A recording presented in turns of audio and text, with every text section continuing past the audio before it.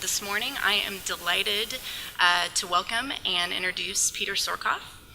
He is Chief Creative Officer and Senior Vice President of Marketing for the Atlanta Hawks and Phillips Arena. Peter is a very busy guy. You probably read that in his bio. I've had the chance to see a lot of what he's done firsthand. He oversees brand management, advertising, promotions, the fan experience and game presentation, digital and social channels, direct and email marketing, and team retail operations for the Hawks and Phillips Arena. He also leads all creative efforts for developing new content in arena, on television, and in the digital environment. In addition to the work that he's done for Atlanta Hawks and for Phillips Arena, Peter has been an exemplary member of the Calgary Flames. Yes, he is Canadian. I'm sure you get that a lot.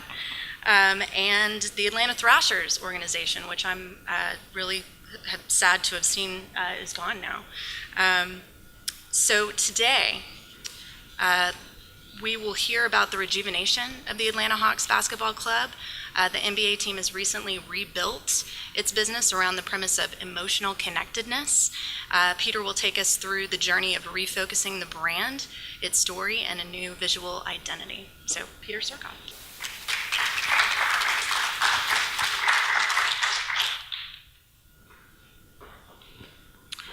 Check 1, 2, sibilance. You got me back there? Good morning, everybody. Thank you, Vanessa. I am Peter Sorckoff, and I'm going to start by apologizing. I'm Canadian, and so I'll apologize because that's what we do. You're probably going to hear some accent and some words that may not make sense to you. If they don't, feel free to stop me while I'm presenting. I love that we have a small enough room that hopefully there can be a little bit of dialogue. I want to ask you a question first because we do have a small enough room, and when I get rolling, I'm kind of a freight train, it just gets away. So is there anything in particular that you're hoping from this session from me before I get going? I'll just throw that out to the room. Anybody? Questions about the Hawks? We kind of had a pretty interesting year in the last year. A lot of different stuff going on, a lot of changes.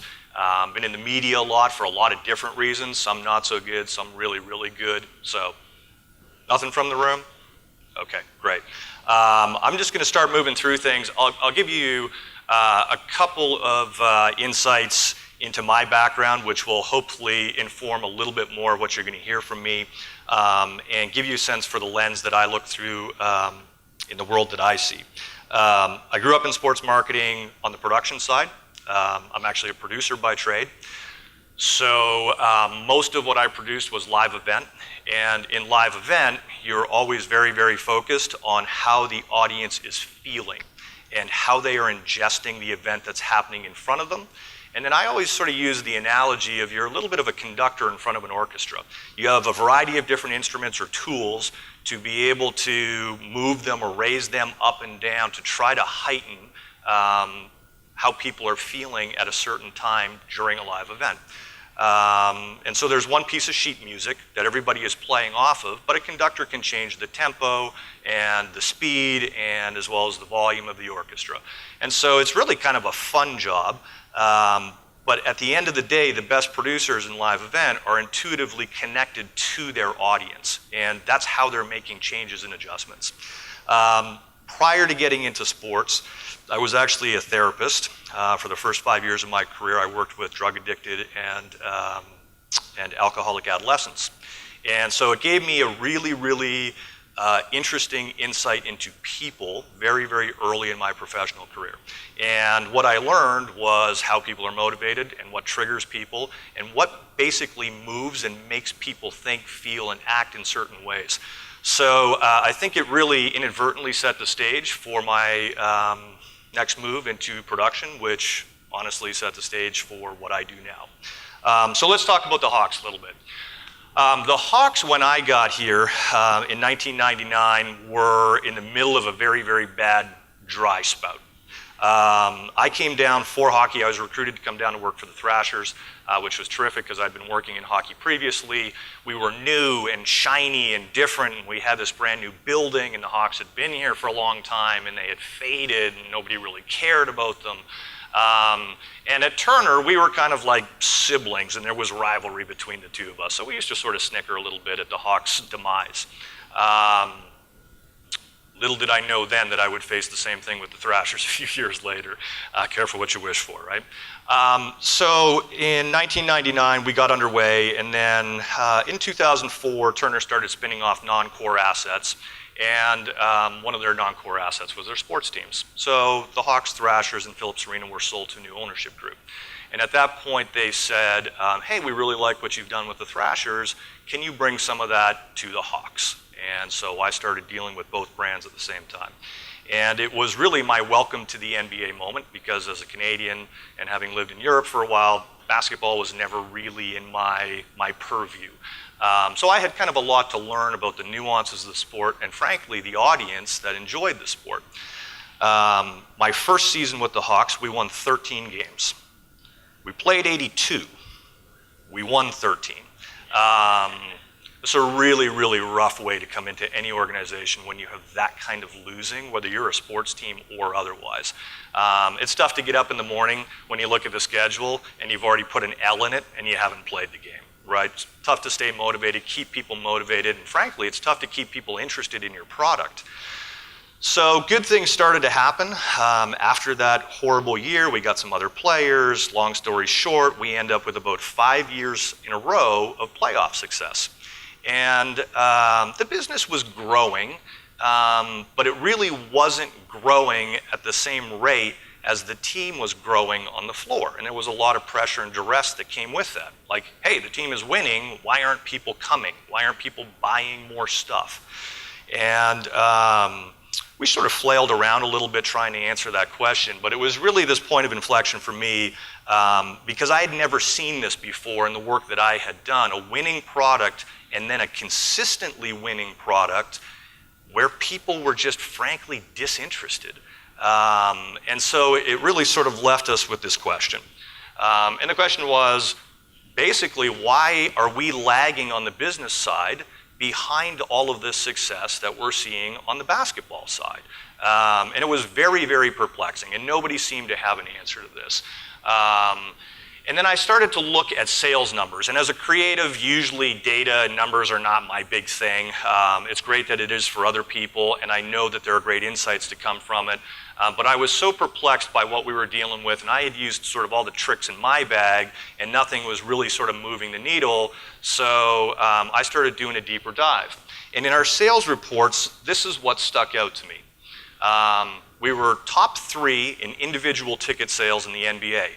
We were also top 3 in group sales in the NBA, which means a group of 20 or more coming once, okay? And then we were in the bottom 3 in season ticket sales. So this is a really, really big delta. And what it started to really, lay out for me was most of our organizational effort was about chasing our tail for whatever the next game was. And we were sort of living in the emergency room, right, as an organization. And we could never quite stop the bleeding, right, to figure out what was making us bleed, because once we got past Wednesday and it was like, wow, finally we hit our budget for Wednesday's game, there was another game on Friday. And the cycle would start again for Friday.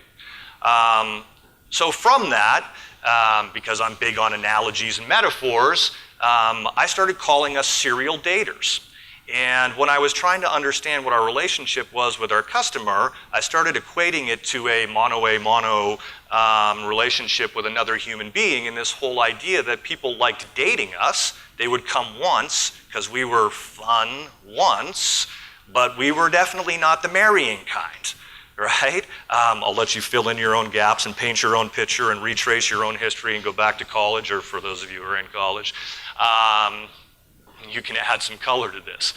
We were really fun to be with once, which meant we were an interesting entertainment experience, but we were kind of a hollow, empty vessel, all right? There was enough that was shiny or interesting on the outside, but once you spent enough time around us, there was no there that would really make you commit beyond that.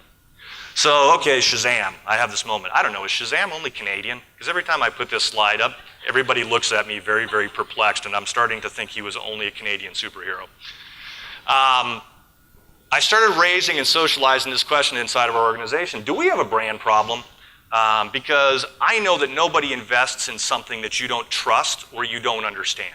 Generally, you never actually invest time or money, most importantly, time, in something you don't trust. Sometimes you'll put money in it because there's something that you think is going to come out on the other side and you don't feel like you need to trust it because you're gambling, right? Woo, roll the dice. But usually with your time, people want to know that they can trust where they're spending their time.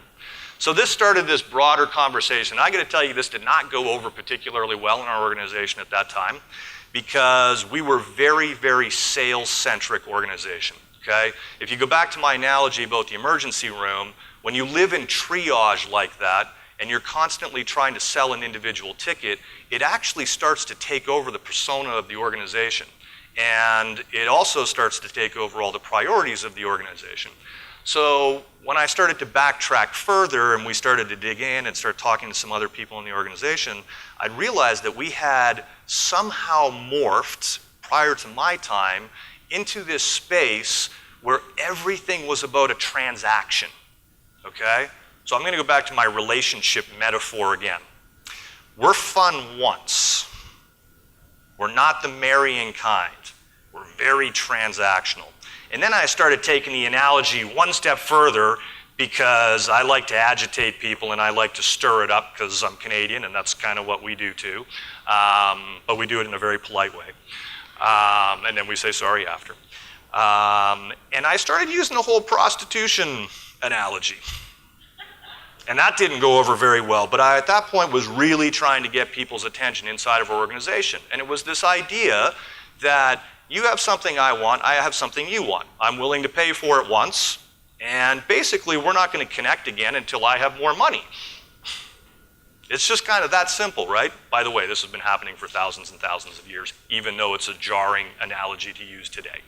And that is basically how I started to summarize our relationship with our fans, and frankly, our relationship with the city.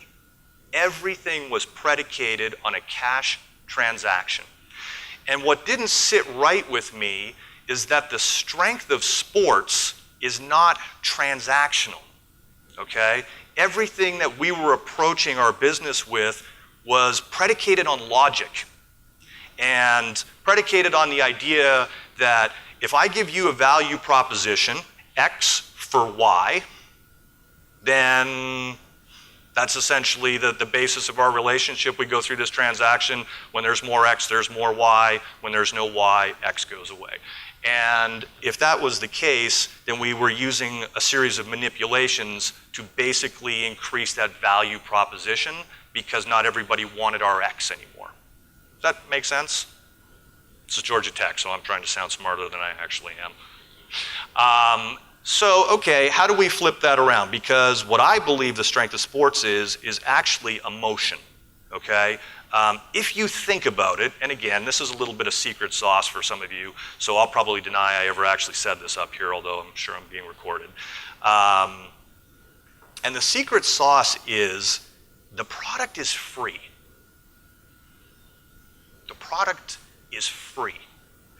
So right now, you can go home and you can watch the game on TV for nothing, okay? So if we're building the relationship with our fan around logic, logic says you don't need to drive a half an hour, 45 minutes, an hour and 15 minutes through traffic to park in a really expensive parking lot that you already don't feel good about once you get there, right? Now you're fighting through a crowd, trying to figure out where you're going, already calculating how much and how overpriced that beer is going to be and the food is going to be, and is it actually even going to be good even though I've paid way too much for it, and I don't even know if we're going to win or lose, and do I even like my seats, and what if the guy next to me is one of those guys who curses and swears and is up and down in his seat the whole time, and, right? So logic says, why would you do that? It's at home for free. So what is it that overcomes logic for people, and why do they come? It's really simple.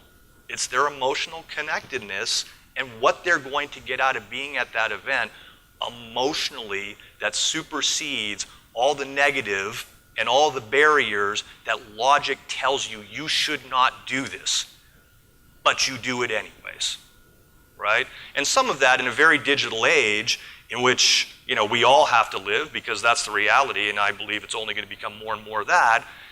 There is a need in all of us to have analog interaction with each other as human beings, right? And while we can trick ourselves and say we're doing that on Twitter or on Facebook or, you know, in any other digital medium, the fact is when you are sitting next to somebody or 18,000 somebodies and something happens that you're all there to see, and you turn around and you high-five the person next to you, and then you look them in the eyes and you realize, I have no idea who you are, right? And they're realizing, I just high-fived you, and I don't know if you washed your hands when you came back from the bathroom, right? But it doesn't matter in that moment, because we're both sharing something human being to human being that you really don't get anywhere else in your life anymore, all right? You get it at home in small groups in your family, but really outside of weddings, funerals, concerts, and sporting events, you really don't get that unbelievable emotional analog connectedness to a large group of people who are all sharing the same moment in the same way. There is something really, really powerful about that, right? Really powerful. And again, it's emotional, and it's what supersedes all the logic that tells you you shouldn't go through all those other steps to get that thing. Anybody have any idea what the two highest priced NBA tickets in history were? Ballpark guess. $10,000, a little bit higher. $50,000, okay? This year, in the NBA Finals, Golden State Warriors against the Cleveland Cavaliers in Golden State, one individual paid $50,000 for 2 courtside seats, right? That's a lot of emotional overcoming of logic. Either that or it's a ton of discretionary income, the version that I don't pretend to understand. Either way, sorry? It was a good game, yes, that's right. Yes, they certainly got their money's worth out of that, definitely. But that to me really, really proves the point that there's something bigger here, there's something different going on. All right, so the hypothesis that I took back was, hey look, if we shift our focus away from sales and onto brand, could that change this performance gap? And if we think that's true, how would we possibly go about making that kind of change in our organization? Because this wouldn't just be about how we do business, this would be a change of philosophy organizationally. So we actually got a little bit of buy-in, and some of it was, well, look, you know what, we've been winning 5 years in a row, we tried all this other stuff, why don't you give Sorckoff a chance with whatever cockamamie thing he's going to come up with. That cockamamie thing is sitting right over here in row number 2, and her name is Vanessa. And we engaged with a small agency locally called Fizz, and they're a word-of-mouth agency. And one of the things that I really liked was this whole idea that at some point, advertising becomes ineffective, right? And I'd seen this already because, yes, even though I'm a creative, I do believe in data.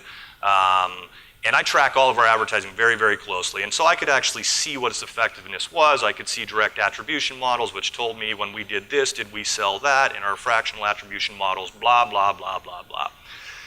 But something happened about 2,000 years ago, whether you believe in it or not. I'm not up here to actually test you on that. There was a guy, some people think he was a really special guy. Other people think he was just a good guy.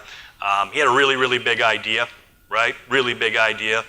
He had thought that idea through. He was like, hey, I need 12 guys, and I'm going to share my idea with you.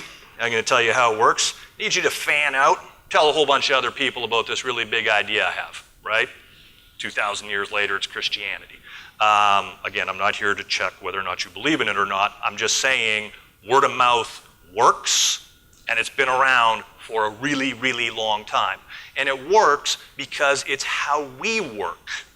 right? If you think of Amazon, who I think was maybe one of the earliest companies to do a really, really good job of bringing word of mouth into the digital space, they asked people, consumers, to start rating things, right? Like, I give this product 5 stars out of 5. So I'm looking at something on Amazon and I cycle down and I'm like, well, Gene in Oregon thinks that this is amazing, right? And I flip a little further down. What? Stuart in Oklahoma gave it 4.5 stars. It's gotta be good. And I go and I put it in my cart and I go buy it. I have no idea who Gene or Stuart are or if they're real, right? I just want my decision to be authenticated with some form of logic because I already decided I want that thing in some emotional way, right? So it was, how do we bring that to this space? And will that actually change our fortunes? Okay, how do we go about doing it? The first thing I recognized and realized, and especially when I started talking to some of my new friends about this, who were helping me contemplate all of this, is there might be some mythology around our organization that might not be true, right? A lot of people have been there for a long time. They've been telling themselves something over and over and over again long enough, you start to believe it. But you don't really know that it's proven to be true. So we brought a company in named MotiveQuest. And MotiveQuest was really sort of interesting when they were introduced to me because MotiveQuest shops at garage sales, right? Except their garage sale is put on by the United States government, and in particular the NSA. And the NSA has intercept software that they roll out across the World Wide Web, and essentially they're looking for different kinds of words, and then that triggers them to do all kinds of crazy NSA stuff when they see those words. So how does that apply to the Hawks? Well, they took that same technology that was a couple versions old, right, which is where they got it from the government at the garage sale, because it's old, and they applied it to us, and they started to build these linguistic strings and algorithms. And they started scouring the web, because what I was really interested in is what's the story out there about us, not what's the story inside about us. Right? Not what are we actually telling ourselves the story is. What is everybody out there saying it is? Because maybe if we understand that, we'll be able to make adjustments to start building some relevance with everybody out there, to get them interested in us. So they looked at 1.7 million conversations over a 12-month period. We asked them to also contrast the results against 3 other NBA teams that we thought had some interesting similarities with us. One of them was the Philadelphia 76ers, one of them was the Dallas Mavericks, and the other one was the Washington Wizards. All of them have very similar market sizes, and all of them have either very similar problems and were in the same space as us, or very similar problems and were not in the same space to us, right? The Dallas Mavericks, they were very aspirational for me. How did the Mavericks get to where they're at? Because 7 years earlier, they were where we are today. The Sixers are where we are today as well, but is the story around them the same as us, or are they in the same place for different reasons? And then the last piece was this executive summary, which was 83 pages long, which I didn't think you were allowed to do. It seems to run contrary to the whole idea of executive. But they provided this study, maybe I'll call it, back to us. And it had these really, really interesting findings. And remember, I was trying to understand our story through the lens of our consumer, mostly to dispel inside of my own organization what our problems were and why we were stumbling the way that we were stumbling. And here's basically what they came back with. Some really, really simple stuff. One, they told us, look, the market's basically emotionally disconnected from you.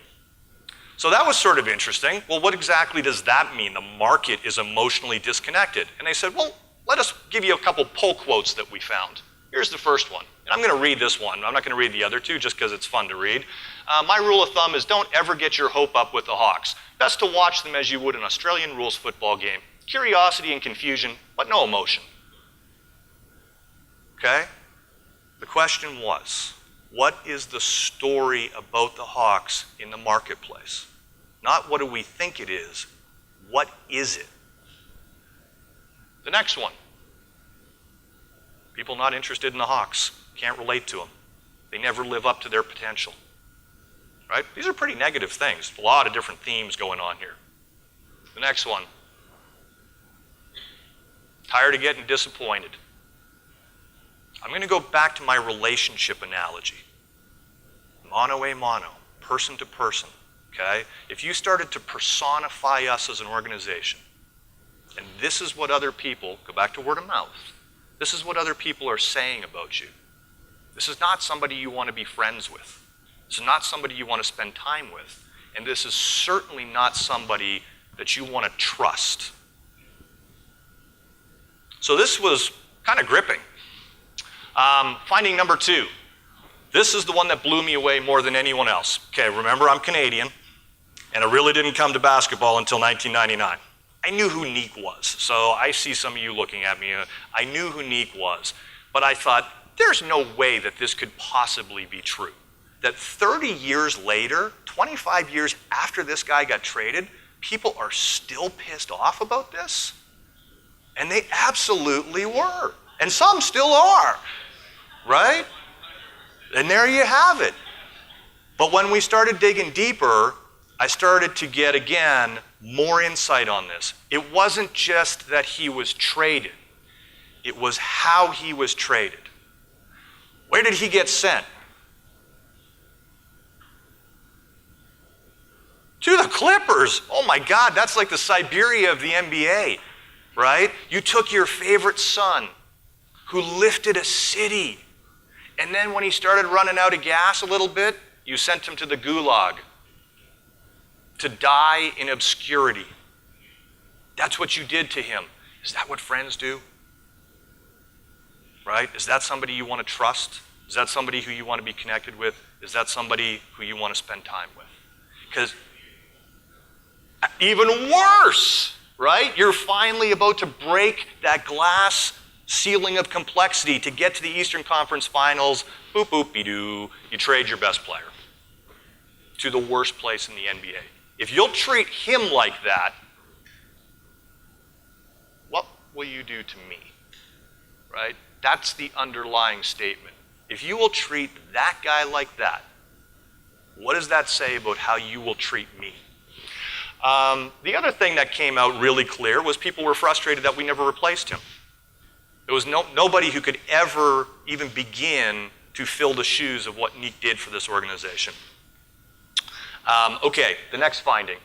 Again, very, very interesting. Star players, really polarizing. Really polarizing. What exactly does that mean? It means they have very high ceilings for positive sentiment and really, really low floors for negative sentiment. You're either in love with these guys or you absolutely hate their guts. And it just so happened at that time we had these two guys who couldn't have been at further poles than any other star basically in the NBA. Now, I know both of these men personally, and I'm here to tell you, they are great guys. They are really, really good people. But their public persona for Joe Johnson was that he was essentially comatose, totally unemotional, didn't care about anything, and just came in, was basically a mercenary, did his thing, got his pay, and didn't want to talk to anybody, okay? So no connectedness at all, and didn't even appear that he wanted any. The other guy was on the other end of the spectrum, wore his heart on his sleeve, right? But came off as a petulant, selfish, arrogant child, and basically everything that everybody hates about NBA players, he embodied. Now, is that true? It actually doesn't matter if it's true. That's what people think and thought. And those were our two stars. Not exactly people you want to be friends with, not exactly people you trust, not exactly people you want to spend a lot of time with, right? All right. The last finding, this kind of went in the Neek space for me, was this whole idea that on the positive side, we are really, really rich in euphoric recall. Really rich. I was like, damn, people love to romanticize the past with the Hawks. Holy cow. I actually had to go back and pull out old media guides and start saying, like, did we win a crazy number of games back in the 80s that I'm not aware of? Because actually the team in the last 5 years has actually won more games and been more successful than any team before it. But the way that people talk about these guys from the past are like they're living rock stars with this dynasty of championships. I don't get it. What is this all about? And then I started looking further, and I started talking more with my friends and asking these questions, and all of a sudden it dawned on me. Okay, so as a producer in my world, I'm really big on nicknames, okay? Because as a producer with your crew, you're always trying to build this level of camaraderie so that you're really, really tight as a crew. And what I find is when you give somebody a nickname, it's basically a badge of acceptance. And when it comes from the leader of the pack who gives you a nickname, it's like, yes, I'm in, right? I found my spot, I'm in, I'm accepted. When you get a nickname, because remember, a nickname is a term of endearment, right? You're not calling me Peter anymore, you're calling me Pete, or Swaggy P, or I don't know, whatever you want to call me. There you go, Pirate Pete, sure. But as soon as somebody starts using nicknames, all of a sudden, we're tight, right? We're past formality. In our friendship, in our relationship, we're past formality. We're in another place. And I started looking and going, wait a minute, we had a dude named Tree, and another guy named Spud, and we had a guy named Doc, right? And wait a minute, is his name really Spud? Is his name really Doc? Because that even ended up on their basketball card. And then there's this other guy called Neek, or the human highlight reel, right? People don't even use his name, they use this like moniker with him. Like, dude, we had a team full of princes before. They were about to go to symbols. But what I realized was there was a deep, deep level of emotional connectedness to those teams and those players that did not exist with our team and with our players in the modern day. And it explained why the relationship was the relationship with our current fans. And what it really did was it reaffirmed that we were in this extremely transactional space. Shazam, again, he's back. All right, so we need a new story. That became very, very clear. We have to find a new story. We're way too broadly targeted. That was the other thing that came out of this, right? We're trying to be something to everybody. And guess what? Not everybody likes basketball. And frankly, not everybody likes the NBA, even if you like basketball. And in this city, it's very fractured. You got a lot of people coming from a lot of different spaces. And so instead of taking this shotgun approach to everything we were doing, we decided, I think we need to narrow our focus a little bit. I think we need to try to be more to less people and see what happens. The other thing that we clearly realized was our values, our voice, our identity had become really dilute. When we started asking people, like, what do the Hawks mean to you?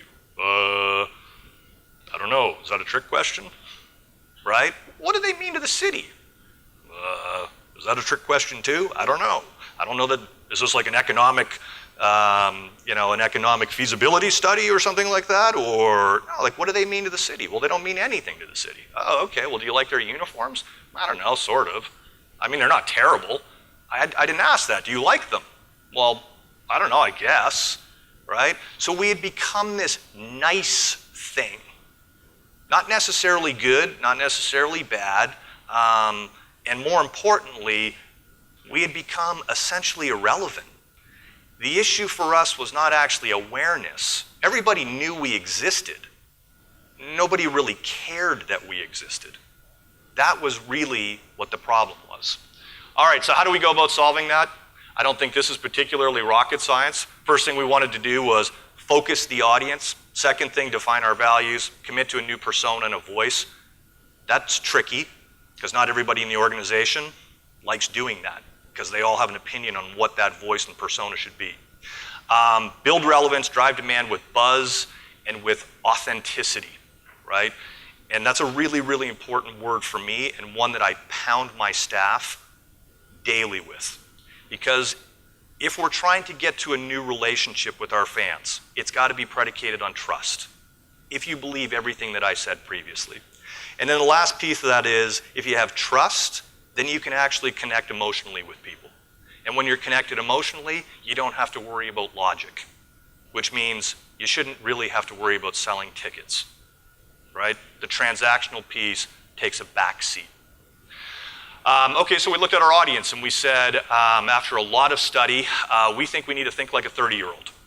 Why a 30-year-old? And basically we said, we're going to tilt the brand at 30-year-old multicultural millennials, period. Doesn't mean we don't like other people, right? Doesn't mean we don't want other people that don't fit that, that segment to come to our games, but the brand is going to be tilted and speak to a 30-year-old multicultural millennial. They're busy, but while they're busy, they actually have a lot of flexibility in their schedule. And why do they have flexibility? Because they generally don't have kids, right? So that lets them come to games whenever they want. Surprisingly, they have a very, very high level of discretionary income. And I get challenged on this one all the time, okay?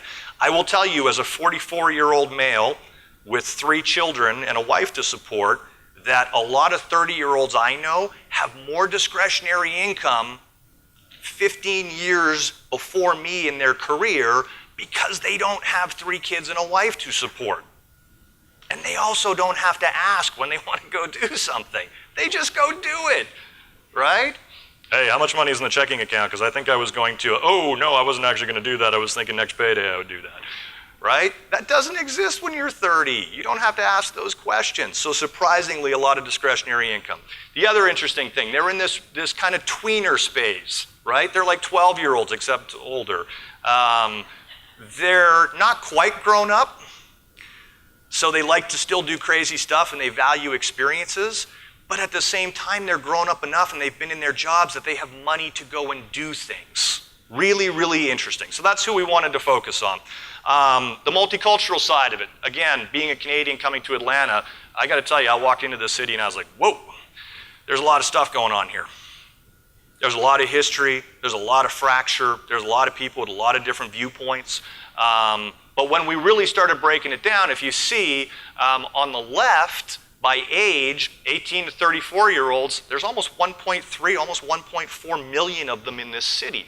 And then, swing over to the right side of the column, if you start to take Asian Hispanics and African Americans, 2.8 million. That's a lot of people. So while we're narrowing, it's not really narrow, it's just focused. And so when we started rebuilding the brand, we knew who we wanted to talk to, and it also gave us really good insights about how we were going to have to talk to them if we were going to be relevant. Brand personality, playful, bold, resilient, captivating, humble, right? Humble. Because the people I want to spend time with, the people I want to trust, the people I want to be friends with, I like when they're humble, because that's somehow trustworthy. And at the end of the day, fun, right? We're a sports team. We're a sports team. It's got to be fun. So then we talked about our values. Kind of went through this thing last fall. It was pretty ugly, I'm not going to lie. I'm not going to get into all the gory details of it. Most of you probably read about it. I've been through a lot of heinous and horrendous things in my sports career. This one was right up there close to the top of the list. But what it really allowed us to do was clear the deck internally inside of our organization and ask some really hard questions. What do we believe in, right? What do we stand for?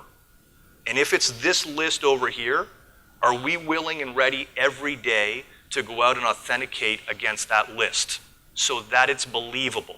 It's not just something that's on a wall, or when you get onboarded as a new staffer, it's like, oh, here's our brand values, and then it slides into a desk drawer and they never see it again until they clean their desk drawer out when they're going to their next gig, right? So then it was, okay, millennials, we know that they spend a lot of time in their social streams. So it's one thing to just go be in those spaces, but we started asking ourselves, what do we want to be in those spaces? And how are we going to actually authenticate on those brand values and those attributes in those spaces? So when we launched an app, which I hate, I don't mean just ours, I mean apps in general, I'm kind of down on them.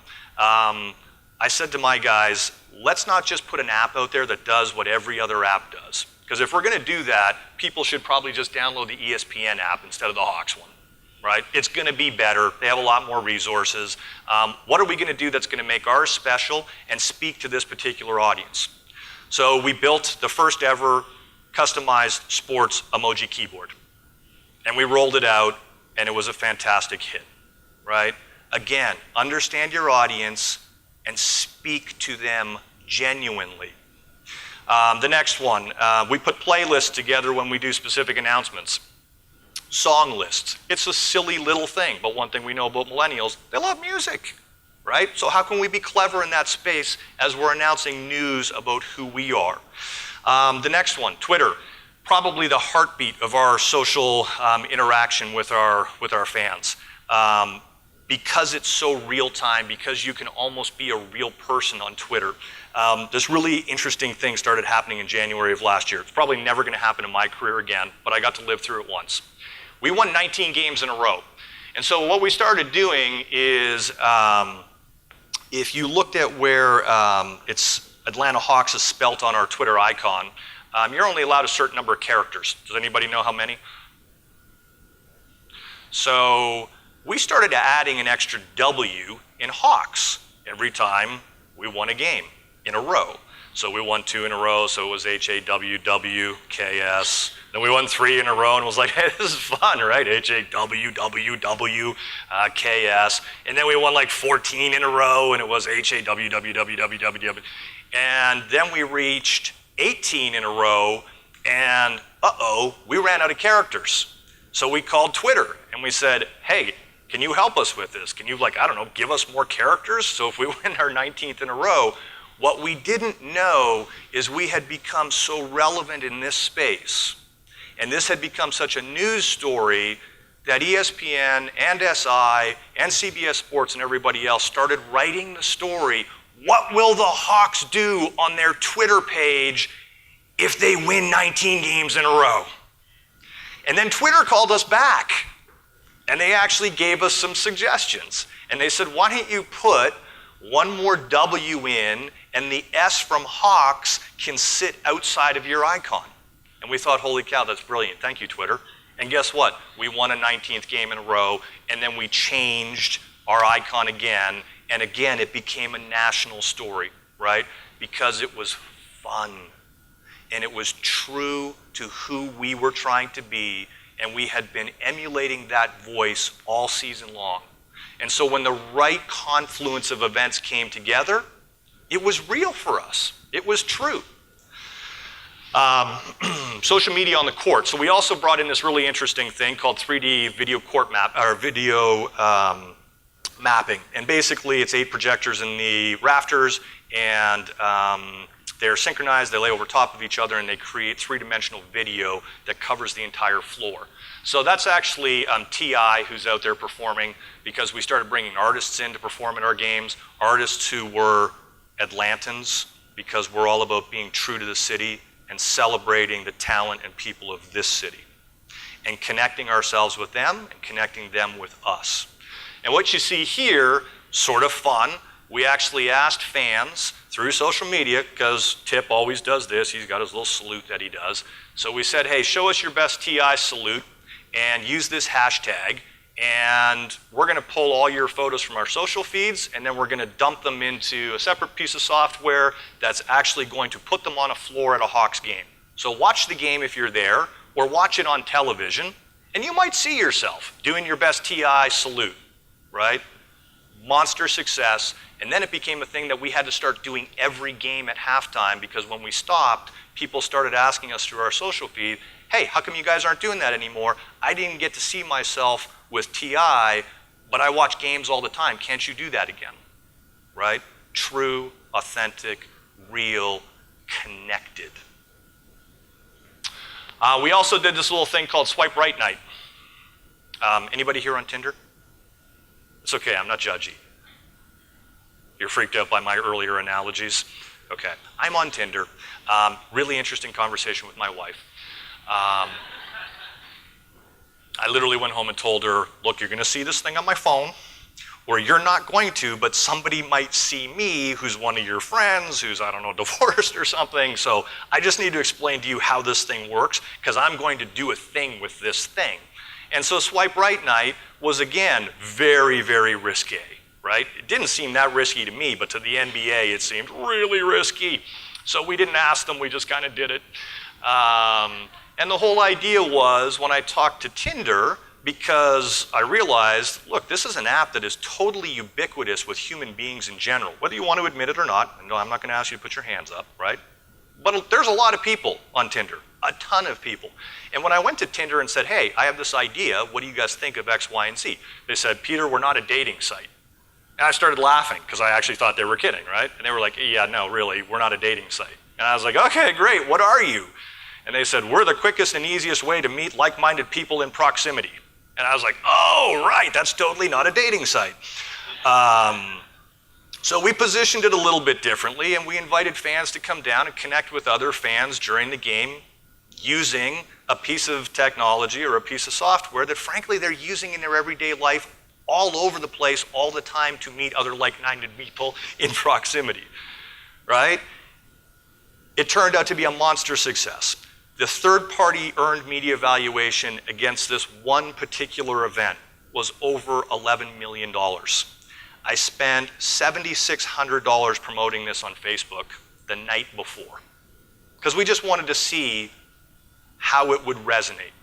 And it was off the charts. So what it really started to embolden me with was this idea that if we kept being real in spaces that the people we're trying to speak to live in, and they started to trust that we were going to keep doing this, that they were going to build that connectedness with us and start interacting.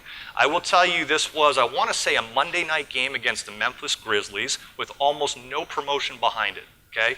Memphis is a terrible NBA draw, awful NBA draw, because nobody cares about Memphis, and some people don't even know where it is.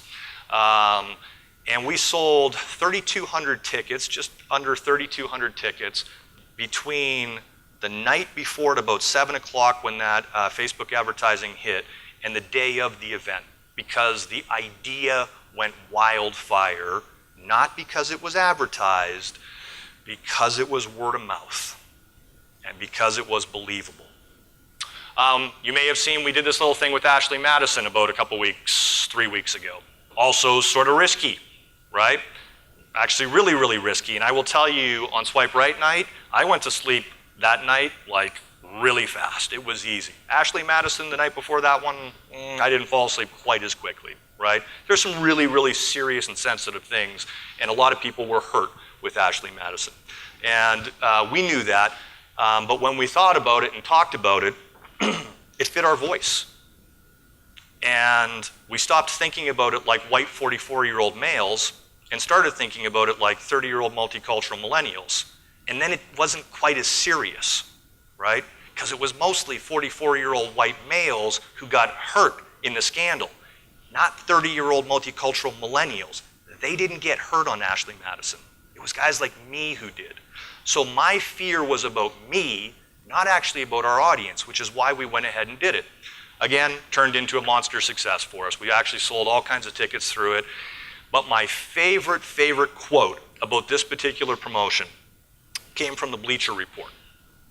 And the article started like this: the Atlanta Hawks are not like other NBA teams, period.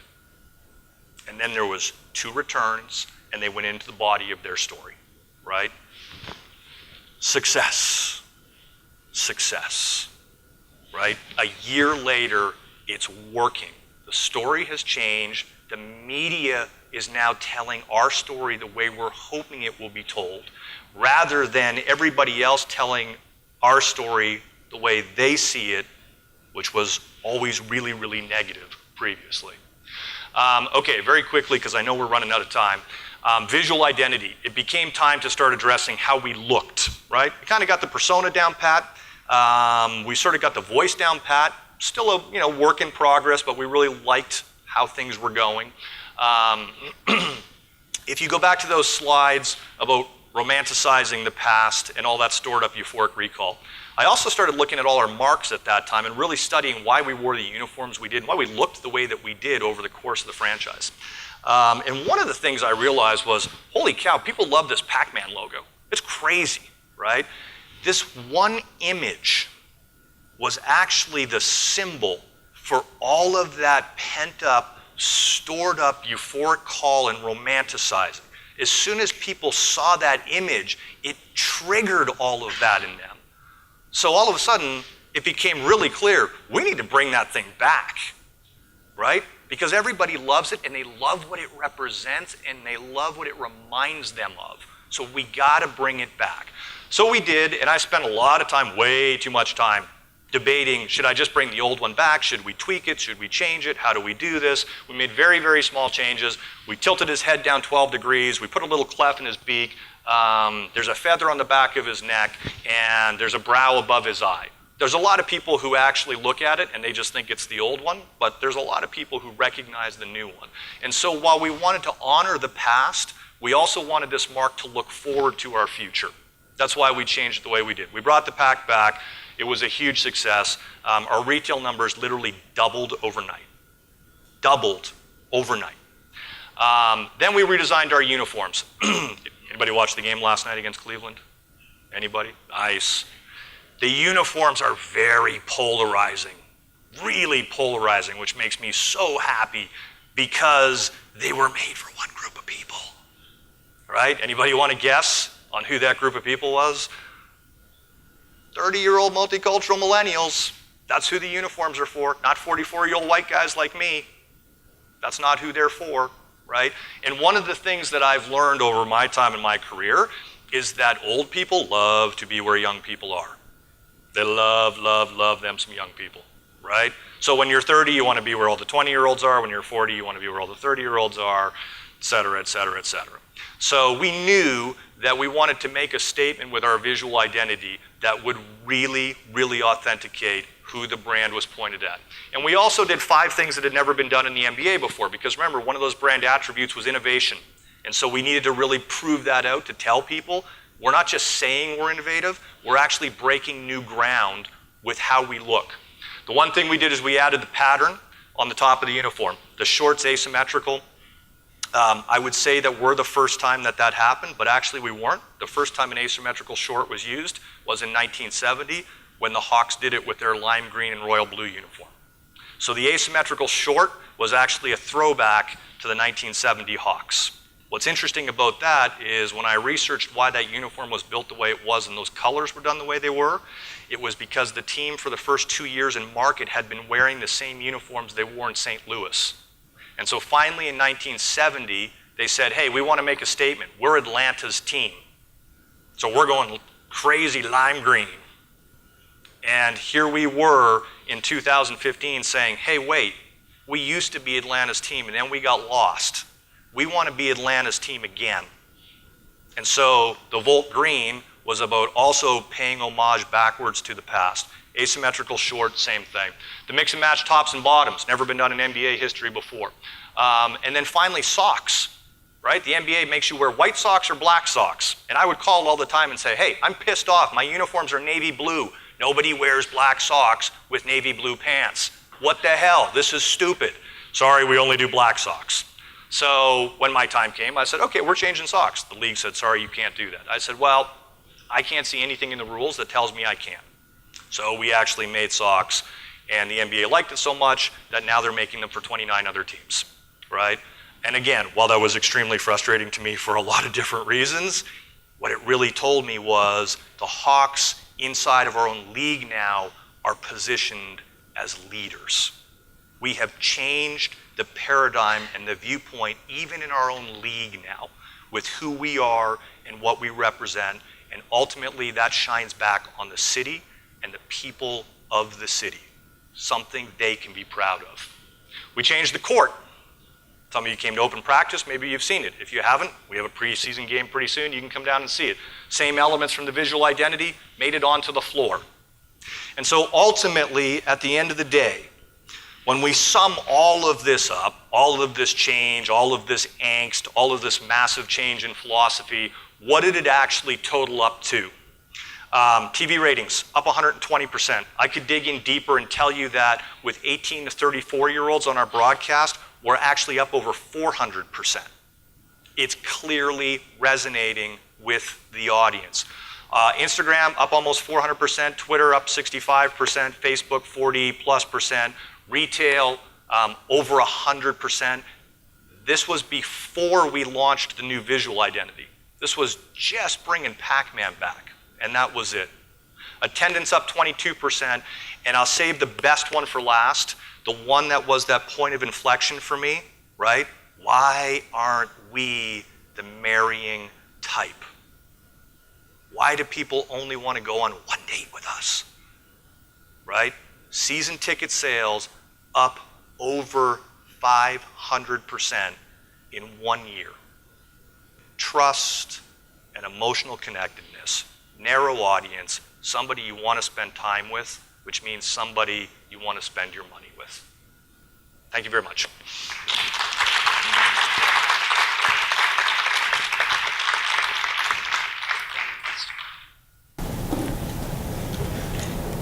Do you have any questions you guys would like to ask?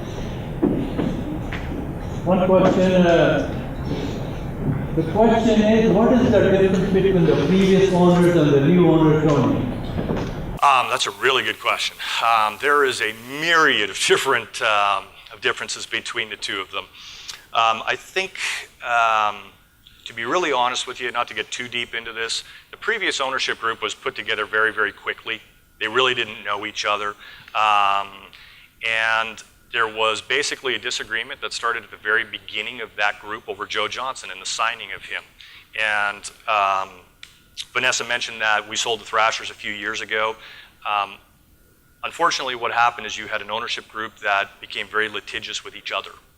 And because of that, it tied up a lot of capital, and the teams weren't properly funded, to be totally honest with you. And that just started to, again, degrade trust inside the ownership group, which of course makes it very difficult to commit to a direction because you've got different people on different ends of the spectrum, enough so that they're suing each other. Tony Ressler came in, and Tony is very much the controlling interest in the franchise. I will also tell you that Mr. Ressler owns a lot of other very, very successful companies, and he very clearly has a formula about how he goes about operating those companies. And I will tell you, the first time I met him, we were sitting with the senior management team, and he was very excited to meet us, very complimentary, which we were very relieved for. And he said, look, I just want to tell you guys, I don't run companies. I own companies. And that was an amazing thing to hear. Because ultimately what that means is the impetus is on us as a senior management team to go and operate this business. If we're not doing well doing it, if we're not meeting our goals, he will replace that senior management team. He will not step in and try to run the business himself. So I'd say in the early going, that's the big difference. The other thing is he's a very, very big thinker. He's a very big thinker. If you looked at some of the other projects that he's worked on, some of the other things that he's done, he just thinks on a scale that's really, really exciting. Yep. Yes? How do you stay ahead of the game as far as being proactive, challenging, the challenge of facing so many things that you don't control, essentially, winning, and players, being plays, the city, etc. So you've done amazing research and results of it. Now, how do you stay, proactive or challenge all these moving pieces that you don't necessarily have control? So it's a really good question. It's something that my staff talks about all the time.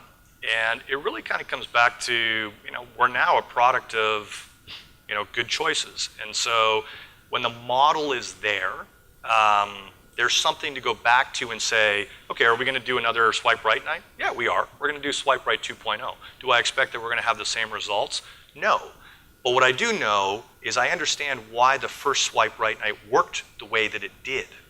So you can take the underpinnings of, again, remember what triggered and motivated people and why they became interested in it, and then start to look for other spaces to apply those same underpinnings. So there are other platforms like that that speak to that same audience in different ways that we have some plans to do similar things with this year. And again, I think, I'll tell you from an organizational culture perspective, this is where I want us to be. Right? This is, rather than like, God, how are we going to get relevant? It's how are we going to stay relevant? Not how are we going to be innovative? How are we going to continue to find the next innovation?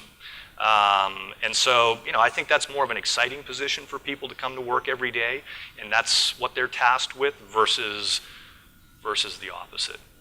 Does that answer your question? Okay. Yes? How do you execute on it? What is the philosophy around new ownership, around inclusion, diversity, and activity? How are you executing solving? So D&I is a great question. And it's a really interesting space. I think, first of all, you have to go back to what your core values are. And I will tell you that it just rolled out actually 4 days ago, a more targeted campaign very specifically to the LGBTQ community. And this is a community that, if you look at the makeup of this city, hand-raising members of the LGBT community, 12% of Metro Atlanta. Okay? So if we were just to do this solely on a business case, 12% of your population, a lot of discretionary income, big thought leaders, and oh, by the way, the vast majority live within 9 miles of our arena. Those are all really good things, strictly from a business case. Okay, then step over here and start looking at millennials and what are their attitudes towards the LGBT community and sexuality in general. It's very, very different, right? And again, I feel like sometimes I get a pass to say some of these things as a white Canadian who's just kind of coming in from the outside, but I will tell you that, what we have seen is the attitudes. If you take a group of white millennials that has one African American, he's not uncomfortable in that group the way he would be if you took the same group and they were 55. Right? And it's the same way when you actually start to get into the LGBT community question as well. And the largest growth area in LGBTQ is B, not L and not G, it's B, which means that's across the total gamut, right? So, okay, the Pride Parade is coming up, which is a huge statement about that particular community. We're marching in their parade. I have cheerleaders, Harry the Hawk is there, and what's really important is not to say I'm for LGBT, it's to say I'm for D&I, and there's a place for everybody under our umbrella, right? So it's not even about being pro one community and making a statement in that way. I don't feel like we actually need to do that as much as to say there is a seat for you at our table, and you're welcome the same way that person in that seat is, or that person in that seat is, or that person in that seat is. And if you look at the way we changed our primary mark, and I didn't get into it here, but I actually changed the name of our franchise to the Atlanta Hawks Basketball Club, okay? And I did that very, very much by design, and it was really about saying, if you look at the sports business model in general, okay, it's always built around the idea of season tickets or members because they spend the most money and they commit the most time to you, so it's the most stable revenue stream. The problem with that is it's also extremely exclusive.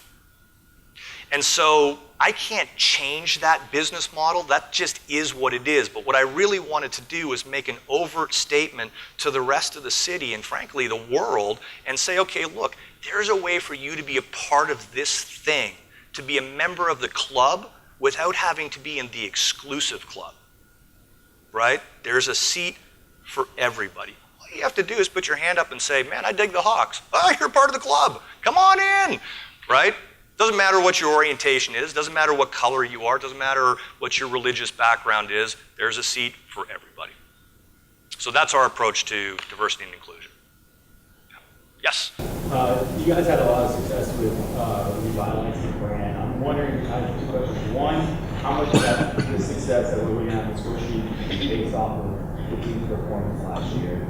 Is it big dramatic turnaround in what they're doing? And 2, are you worried about all these promotions becoming a little bit too gimmicky and being seen as just the Hawks who's doing gimmicks to get people? So, great question. To me, we break games up in 2 ways. There are theme nights and buzz nights, okay? So a little bit of how we make sausage inside of our organization. Theme nights are really about selling tickets. okay? But that's really pointed at group sales, so large groups of people who are gonna come. So we'll build some theme nights that make sense for those groups, but you might come to that game and be totally unaware that that theme is occurring, right? Because the theme is built for very specific people. I don't want to impose it on everybody who's coming. Buzz nights are very different. Buzz nights are like swipe right night, right? That's buzzy. I actually didn't care if I sold a single ticket through swipe right night. I didn't care at all. In fact, I was almost not measuring it. Our ticketing guys were measuring it. So they came to me after and said, holy cow, can we do that every Wednesday? And I said, no, right? Because again, they're in that transactional mindset, and they should be. That's what they do, right? I'm not trying to tell salespeople not to sell. My job is to shape perception and drive demand. Their job is to fulfill on the demand that my team is driving. So while we do some promotions, to me, promotions are manipulations. Ultimately, that's what they are. At the heart of it, it is a manipulation. That's not a very nice word, right? It comes with negative connotations. It's like, well, the ticket is this much, but if I throw in this, and if I do that, and I go, meep, meep, look over here, right, you'll buy it. And then after, you're like, well, wait a minute, that's not what I bought.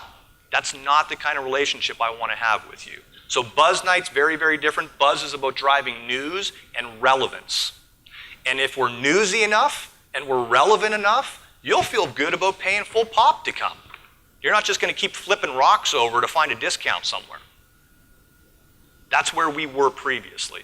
So we had degraded the value of our own product by over-manipulating our customers. Does that make sense? Yes? So first I would say, I was a team stakeholder with Phillips Green Open. That was my goal when I came out of college. I got free tickets after 2 years of watching losing, and from work I did all the way up until this year when I came in to see the game. I love you.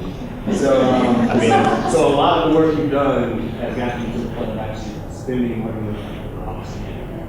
I brought that up to you to say, one thing that I'm not sure I saw up here, Atlanta's obviously a city, a town of change, right? It's probably 3 million more people in to now. Do you have a philosophy around trying to directly address the conversion of people? All of my family, they come from other places. They're trying to raise their kids as wherever they came from. Yep. Can you speak to that part? I know that's part of a conversion that needs to happen. So it's a very, very good question. One of the other things that just mystified me and frankly really kind of pissed me off, the Celtics would come and all these Celtics fans, and then the Bulls would come. And the previous regime pre-me used to market the other team, okay? I don't know what textbook that ever came out of, but it's like, buy a Ford because Chevys are better. What? And so it was always about the other team and the other team's star, and again, degraded our own product. And so it was like, we hope you like us, but we know we're not very likable. You want to go on a date, please? Right? It was this very weak position. And so with a transplant, because I am one, and I think I have that unique perspective, I decided I don't care about transplants. I really don't. I couldn't care less. Because what I know about you is that if you came from Detroit, you have been socialized since you were old enough to understand language about however your parents socialized you in the city that you came from, and frankly, their preferences. This is beyond sports, by the way, right? Coke and Pepsi do this when you're like 6 years old. Pizza Hut and Domino's do this when you're 7. Seriously, they do. So it's really all about what you were socialized on. If I was to put all my budget, effort, and energy into trying to deprogram you on how you were socialized by the most important people in your life, I could be doing it forever and fail. Forever, right? And it's funny, when somebody's really entrenched on an opinion, sometimes the harder you try to convince them they're wrong, the deeper they get entrenched. Because now it's not even about what their opinion was. It's about them being wrong and you being right. And so it's like, hey, look, you know what? If you're a Bulls fan, knock yourself out. That's great. I'm not saying they're a bad organization. I'm saying this is who we are. It's very unapologetic, okay? This is who we are. This is what we believe in. This is what we're all about. And by the way, the door is open if you ever want to come in. But I'm not going to go chase you because you belong to somebody else, right? It's almost like the aloof girl at the dance. And everybody is like, man, she just doesn't seem to care. What's up with that girl? I got to find out more about her, right? And then the more you try to find out, she's like, nah. I'm like, damn, why is she so disinterested, man? Nothing's working, right? I can chase her harder, chase her more. It's almost that same dynamic, right? What triggers, what motivates, what moves people. And so our position is about strengthening who we are and the hope that eventually that will become attractive enough to you that you'll want to come and investigate. And then hopefully you come and the game experience is what it is, and you really like what we're doing with our D&I initiatives, and you really like who our players are, and maybe you like our uniforms, et cetera, and the next thing you know, you're a fan. Yeah. So I'm more interested in your kids than I am you, right? You know who these uniforms do really, really, really well with? Really well with? Kids, right? Because they haven't been socialized yet. You know the biggest indicator for me of where I've tracked our success on uniforms, first and foremost, is not at retail.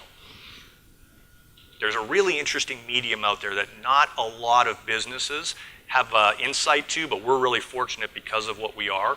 I go to gaming platforms, and I talk to EA Sports, and I talk to 2K16, right? And I talk to PlayStation, and I talk to Xbox, and I ask them, how many people are playing with the Hawks in Atlanta?